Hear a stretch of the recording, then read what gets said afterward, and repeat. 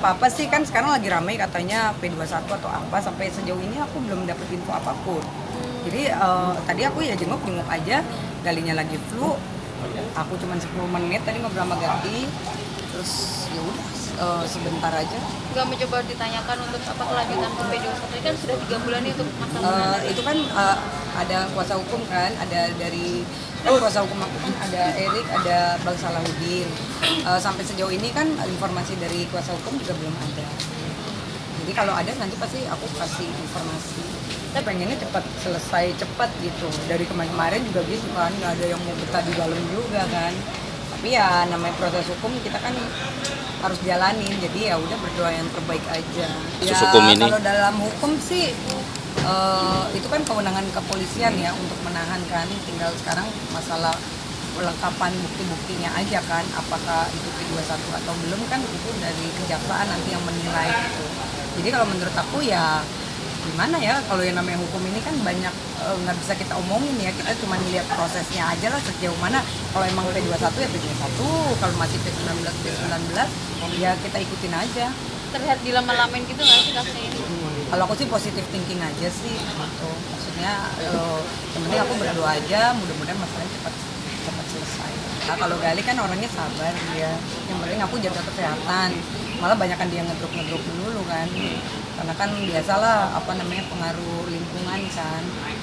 Tambah lagi kan ada banyak lagi nih apa namanya yang kasus apa judi online atau apa yang jadi kemarin. rame itu kan, jadi banyak orang apa udaranya aja mungkin kurang sehat jadi ngedrop, terus ada temennya yang flu juga di dalam situ jadi ketularan sama Gali gitu, jadi lagi ngedrop badannya. Udah dicoba tapi kan udah dikabulkan. Hanya sekali ya waktu itu ya pengajuannya. Iya sekali. Oke. Untuk vitamin biar dia nggak ngedrop badannya, karena ya maklum lah di dalam kan ini ya, maksudnya kan banyak orang, jadi apalagi kalau cowok kan mungkin suka apa namanya rokok atau apa, aku nggak ngerti deh tuh di dalam. Maksudnya buat kesehatannya sih tetap, dan udah kurusan kok sekarang, karena aku suruh olahraga juga, ya udah kurusan ya dibanding waktu sebulan lalu. Turunnya karena di dalam nggak ada timbangan, aku sih nggak tahu, tapi kalau menurut penglihatan aku udah 8 kiloan deh, udah mulai tambah kurus bagus.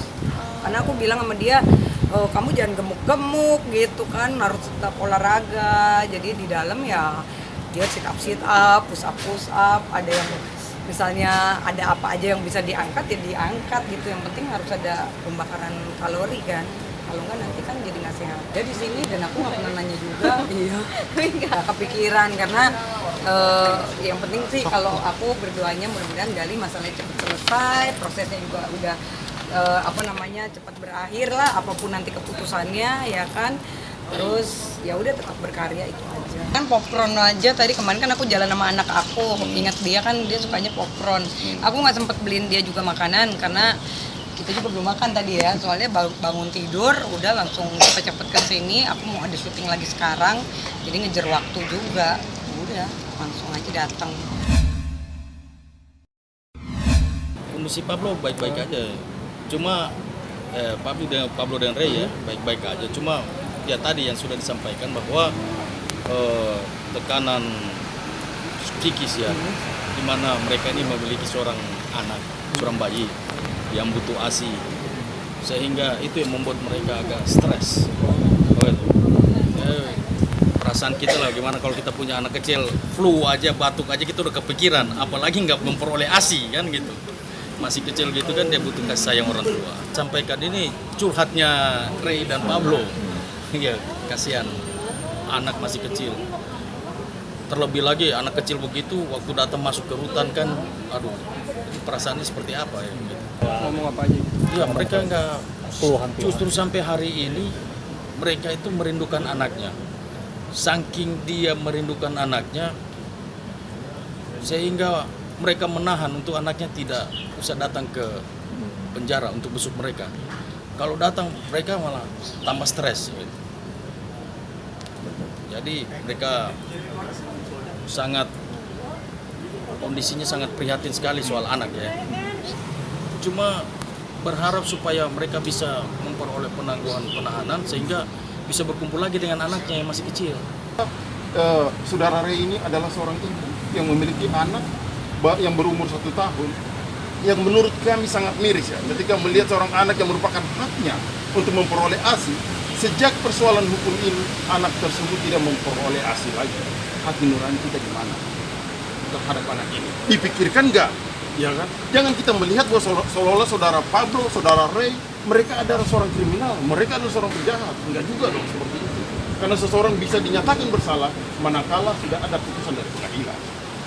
Mereka tidak pernah lagi bertemu dengan anaknya, ya kan?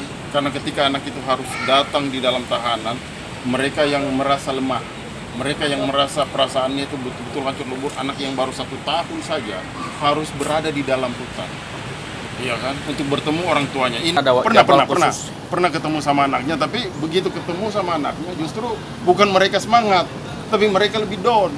Makanya mereka berharap supaya nggak ketemu lagi anaknya di dalam hutan. Insya Allah nantilah mereka bebas ya. Kapan? Mereka bisa bertemu lagi. Saudara Ray ini adalah hanya sebatas yang pihak yang mewawancarai, sama seperti kalian, ya kan? Kemudian wawancara saudara Ray ini bukan kali pertama saja. Artinya sudah banyak YouTube yang pemilik kontennya adalah saudara Pablo sudah diupload ke pihak YouTube, dan itu sudah dimiliki oleh pihak YouTube, bukan mereka lagi. Tapi yang menjadi persoalan adalah mereka juga dilibatkan, mereka ditarik dalam persoalan ini, seolah-olah mereka terlibat dalam persoalan perkara hukum ini. Padahal kalau menurut hemat kami, mereka hanya sebatas pihak yang wawancara. Kemudian si Pablo juga adalah pihak pemilik akun atau konten YouTube itu. Ketika konten itu sudah di-upload, maka bukan lagi milik mereka, karena ada prosedurnya, maka itu jadi milik dari pihak YouTube. Kemudian selanjutnya kalau jadi pihak YouTube, kepemilikan pihak YouTube, jadi pertanyaan, apakah juga pihak YouTube dalam perkara ini diperiksa dan dijadikan tersangka sama seperti saudara Pablo dan saudara Ray? Itu yang menjadi pertanyaan kadang-kadang kami. Kemudian lagi, ya, terkait persoalan ini, saudara Ray yang hanya sebatas wawancara saja, tidak pernah menggali, tidak ada desain apapun sebelumnya bahwa akan menggiring persoalan seperti ini. Contoh, saya kasih ilustrasi sedikit sama kalian. Kalian meminta saya untuk wawancara terhadap persoalan hukum saudara Pablo. Kemudian saya memberikan keterangan, saya menyerang kehormatan orang lain. Pertanyaan sederhananya, ketika saya dilaporkan, masa sih kalian juga harus dipidanakan? Masa sih pemilik dari stasiun TV kalian juga harus dipidanakan? Itulah yang terjadi sama saudara Pablo hari ini. Kan begitu. Di mana keadilannya? Makanya kami ini betul-betul membela saudara Pablo dan saudara Ray, menuntut keadilan kok. Artinya perbuatan hukum kedua orang ini harus dibatasi, jangan disamakan. Mereka ini tidak pernah berkata-kata yang di luar dari norma, melanggar norma. Kita tidak mengatakan bahwa itu melanggar hukum, ya, melanggar norma lah. Kemudian seolah-olah mereka selalu diidentikan persoalannya perkara yang itu loh, perkara yang ini loh. Padahal bukan. Mereka ini hanya sebagai pihak yang wawancara, sebagai host, sama lah seperti kalian kawan-kawan wartawan. Ya kan? Mereka salah mewawancarai narasumber saja. Apakah salah mewawancarai narasumber mereka harus ikut dipidana? Itu menurut hemat kami adalah sebuah ketidakadilan. Dan dalam perkara ini kami tidak ingin hukum itu salah alamat. Ketika hukum salah alamat, maka terjadi ketidakadilan. Itu yang menurut hemat kami ini hanya sebatas pencemaran nama baik atau penghinaan martabat seseorang. Kemudian digiring lagi, ditarik-tarik lagi, seolah-olah persoalan ini adalah persoalan kesusilaan. Di mana kesusilaannya? Bagaimana logika hukum kita berpikir bahwa ini adalah sebuah kesusilaan? Enggak ada kaitannya menurut kami. Persidangan kami sangat siap lah. Kami sangat confident untuk menangani perkara ini. Insya Allah beliau berdua itu tidak bersalah. Jadi Tapi akan masuk P21 kapan, Pak? Itu untuk Kami rencana belum tahu. sidangnya. Mungkin untuk menanyakan hal itu, kawan-kawan bisa menanyakan ke pihak Polda ya, atau ke pihak Berarti penyidik. tetap masih tahanan Polda? Masih tahan sampai hari ini, Belum masuk berkas P21? masih tahanan Polda.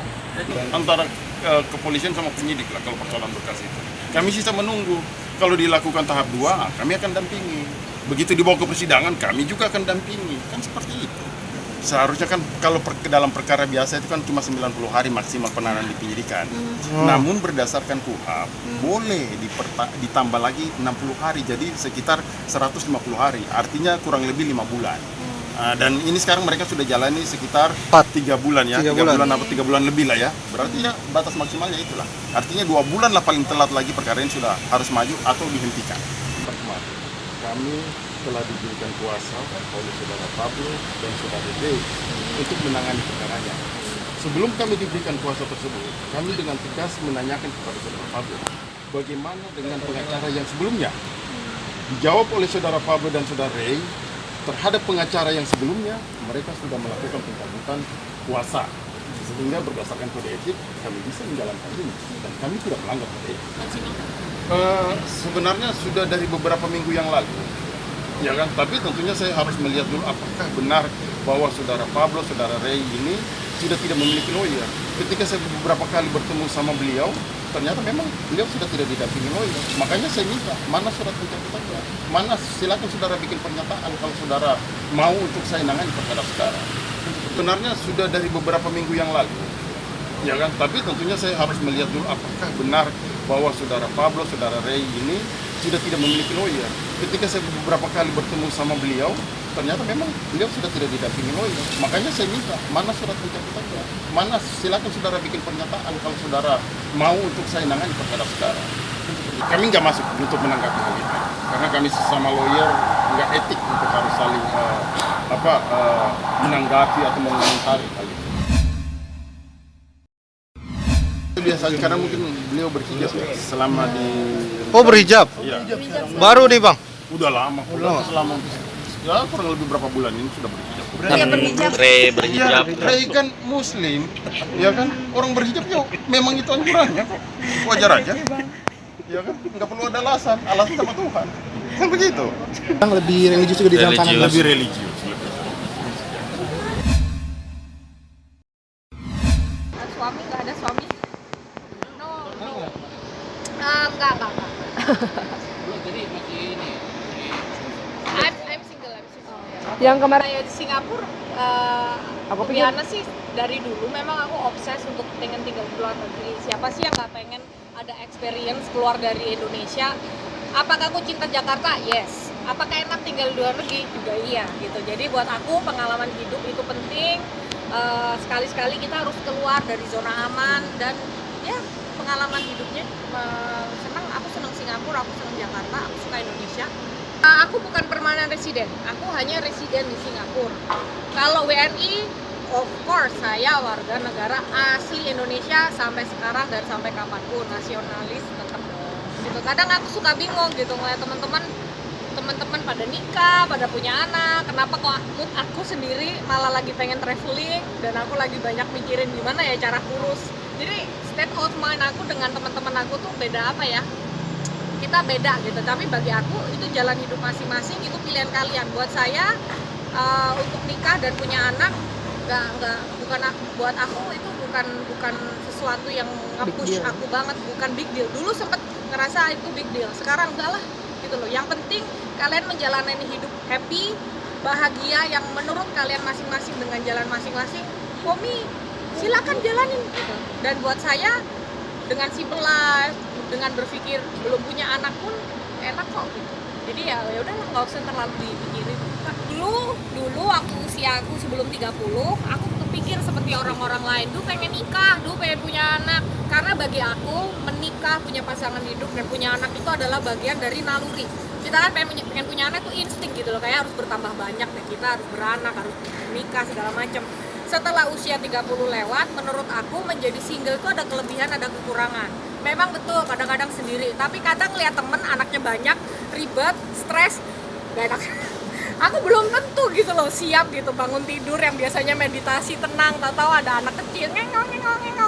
I don't know, aku belum punya anak, aku nggak ada experience. Jadi buat aku sepertinya menjadi single ada kelebihan kekurangan, punya anak, punya suami, punya istri ada kelebihan kekurangan. Jadi buat saya kalau memiliki keluarga membuat kalian bahagia, lakukan. Buat saya dengan single saya hidup sendiri di apartemen, bangun tidur meditasi, habis ini saya mau kerja lagi single lagu untuk mama, I'm happy. Yang penting adalah kita menjalaninya bahagia, dan yang bahagianya itu yang jujur gitu loh. Jadi buat saya nggak ada masalah. Nggak ada suami sih, kalau sekarang sih deket sama orang ya deket aja gitu, tapi dibilang pacar belum ke tahap itu. Kapan punya anak, nggak fokus kapan nikah. bagi aku jodoh sudah diatur Tuhan. Kalau memang nanti ada ketemu orang yang cocok mengunci aku, membuat aku yakin untuk menikah dan punya anak, ayo. Apakah saya bahagia sekarang? Yes, I am. Jadi nggak ada.